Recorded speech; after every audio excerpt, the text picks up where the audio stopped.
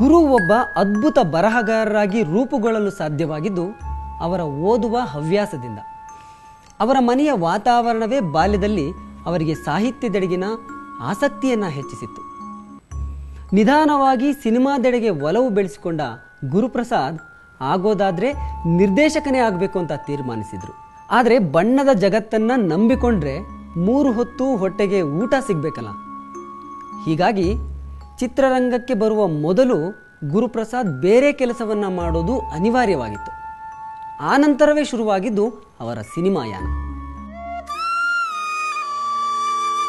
ಭಾಷೆಯ ಮೇಲಿದ್ದ ಅತಿಯಾದ ಪ್ರೀತಿ ಅವರನ್ನ ಓದುವ ಹುಚ್ಚು ಹಚ್ಚಿಸಿತ್ತು.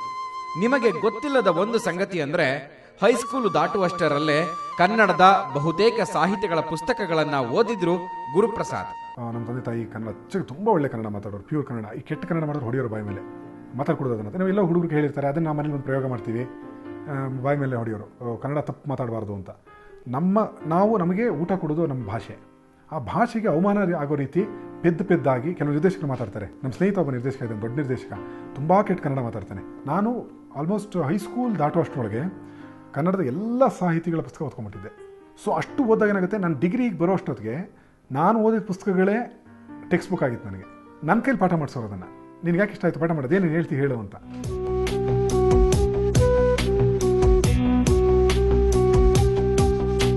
ಹೀಗೆ ಕನ್ನಡ ಸಾಹಿತ್ಯ ಓದುತ್ತಾ ಬರೆಯುವ ಹವ್ಯಾಸ ಬೆಳೆಸಿಕೊಂಡಿದ್ದ ಗುರುಗೆ ಸಿನಿಮಾ ರಂಗದಲ್ಲಿ ಏನಾದರೂ ಮಾಡಲೇಬೇಕೆಂಬ ಕನಸು ಹುಟ್ಟಿತು. ಆದ್ರೆ ಏನಾಗಬೇಕೆಂಬ ಬಗ್ಗೆ ಮಾತ್ರ ಅವರಲ್ಲಿ ಉತ್ತರ ಇರಲಿಲ್ಲ. ಅದಕ್ಕೆ ಕಾರಣವಾಗಿದ್ದು ಒಂದು ಫೋಟೋ. ಒಂದು ಮುತ್ತಿನ ಕಥೆಯದು ಪ್ರಜಾಮತ ಅಂತ ಒಂದು ಪತ್ರಿಕೆಯಲ್ಲಿ ಶಂಕರ್ನಾಗ್ ಮತ್ತು ಅಣ್ಣ ಅವರು ನಿಂತಿರೋದು. ಅಣ್ಣ ಅವರು ಹಿಂಗೆ ಕೈ ಕಟ್ಕೊಂಡು ಕೇಳ್ತಾ ಇದ್ದಾರೆ. ಶಂಕರ್ನಾಗ್ ಎಕ್ಸ್ಪ್ಲೇನ್ ಮಾಡ್ತಿದ್ದಾರೆ. ಶಂಕರ್ನಾಗು ಈ ಚಿತ್ರದಲ್ಲಿ ಆ್ಯಕ್ಟ್ ಮಾಡಿಲ್ಲ, ಶಂಕರ್ನಾಗ್ ಈ ಚಿತ್ರದ ನಿರ್ದೇಶಕ. ಅಣ್ಣ ಅವರು ಕೈ ಕಟ್ಕೊಂಡು ಕೇಳ್ತಾರೆ ನಿರ್ದೇಶಕನ ಮಾತನ್ನ. ಹಾಗಾದರೆ ಅಣ್ಣ ಅವ್ರಿಗಿಂತ ನಿರ್ದೇಶಕ ದೊಡ್ಡವನು, ಹಾಗಾದರೆ ನಾನು ನಿರ್ದೇಶಕ ಆಗಬೇಕು ಅಂತ.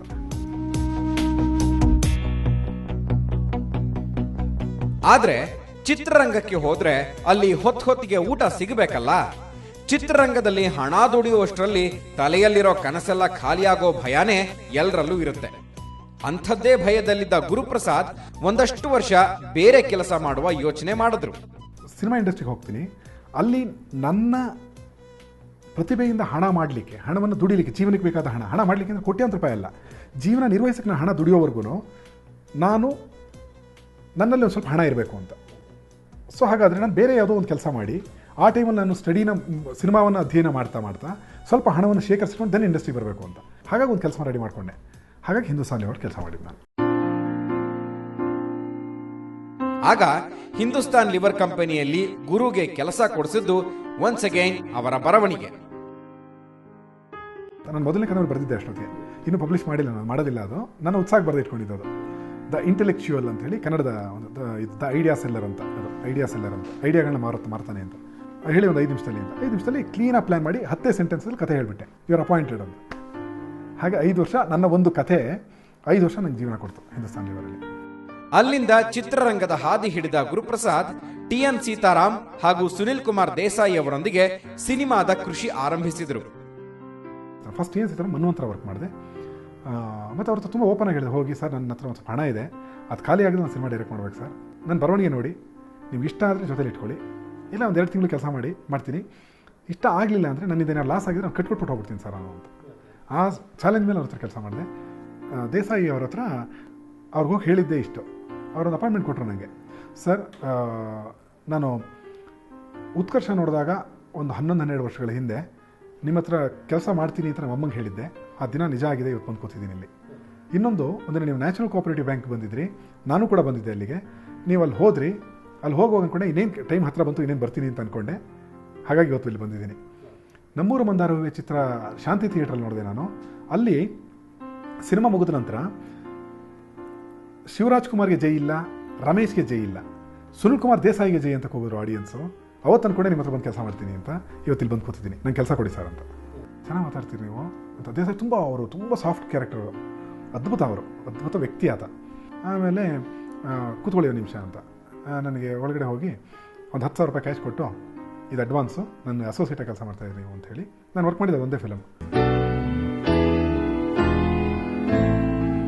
ನಿರ್ದೇಶಕ, ಸಂಭಾಷಣಕಾರರಾಗುವುದರ ಜೊತೆಗೆ ಡೈರೆಕ್ಟರ್ ಸ್ಪೆಷಲ್ ಎಂಬ ಪುಸ್ತಕವನ್ನ ಬರೆಯುವ ಮೂಲಕ ತಮ್ಮೊಳಗಿನ ಲೇಖಕನನ್ನು ಎಚ್ಚರಿಸಿದ್ದಾರೆ. ಈ ಮಧ್ಯೆ ಸಿನಿಮಾ ನಿರ್ದೇಶನದ ಬಗ್ಗೆ ಆಸಕ್ತಿ ಇರುವವರಿಗಾಗಿ ಒಂದು ಶಾಲೆ ತೆರೆಯುವ ಸಿದ್ಧತೆಯಲ್ಲಿದ್ದಾರೆ ಗುರುಪ್ರಸಾದ್. ನನ್ನ ಏನು ಅಧ್ಯಯನ ಮಾಡಿದ್ರೆ ನಾನು ಇಲ್ಲಿವರೆಗೂ ಕರ್ಕೊಂಡ್ಬಂದಿದ್ದೆ. ಹಾಗಾಗಿ ನನ್ನಲ್ಲಿ ನೋಟ್ಸ್ ಮಾಡ್ಕೊಂಡಿದ್ದೀನಿ, ಸಾಕಷ್ಟು ನೋಟ್ಸ್ ಮಾಡ್ಕೊಂಡಿದ್ದೀನಿ. ಏನು ಮಾಡಿದ್ರೆ ವರ್ಕ್ ಆಗುತ್ತೆ ಅನ್ನೋದ್ರ ಬಗ್ಗೆ ಒಂದು ಸಾಮಾನ್ಯ ತಿಳುವಳಿಕೆ ಇದೆ. ಹಾಗಾಗಿ ಒಂದು ಸ್ಕೂಲ್ನ ಮಾಡಬೇಕು ಅಂತ ನನ್ನ ಆಸೆ. ಅಂದರೆ ನಾನು ತುಂಬ ತಿಳ್ಕೊಂಡಿದ್ದೀನಿ ಅಂತಲ್ಲ, ನನಗೆ ಗೊತ್ತಿರೋದನ್ನು ಹಂಚಿಕೊಳ್ಳುವಂತಹ ಒಂದು ಪ್ರಕ್ರಿಯೆ ಅದು. ನನಗಲ್ಲಿ ಒಂದಷ್ಟು ನಾಲೆಡ್ಜ್ ಇದೆ, ನನ್ನ ಹತ್ರ ಒಂದು ನೋಟ್ಸ್ ಇದೆ. ಆ ನೋಟ್ಸನ್ನು ಅವ್ರಿಗೆ ದಾಟಿಸೋಣ ಅಂತ, ಅದನ್ನ ಇಟ್ಕೊಂಡು ಅವ್ರು ಒಳ್ಳೆ ಸ್ಕ್ರಿಪ್ಟ್ಗಳು ಮಾಡಲಿ ಅಂತ, ಜನರನ್ನ ಎಂಟರ್ಟೈನ್ ಮಾಡುವಂಥ ಸ್ಕ್ರಿಪ್ಟ್ಗಳು ಮಾಡಲಿ, ತಮಿಳವರು, ತೆಲುಗುವರು, ಹಿಂದಿಯವರು ನಮ್ಮ ಕಡೆ ನೋಡುವಂಗಾಗಲಿ ಅಂಥೇಳಿ ಆ ಸ್ಕೂಲ್ ಮಾಡಬೇಕು ಅನ್ನೋ ಉದ್ದೇಶ ಇದೆ. ಇದು ನನ್ನ ಸ್ಟ್ರಾಂಗರ್ ವಿಷನ್.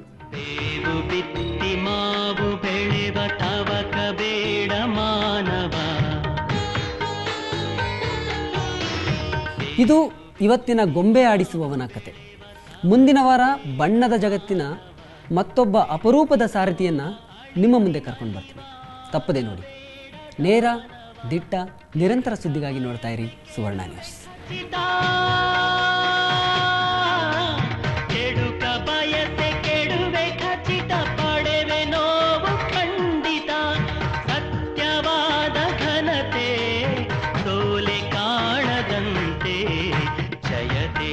जयते जयते सत्यमेव जयते सत्यमेव जयते सत्यमेव जयते जयते जयते जयते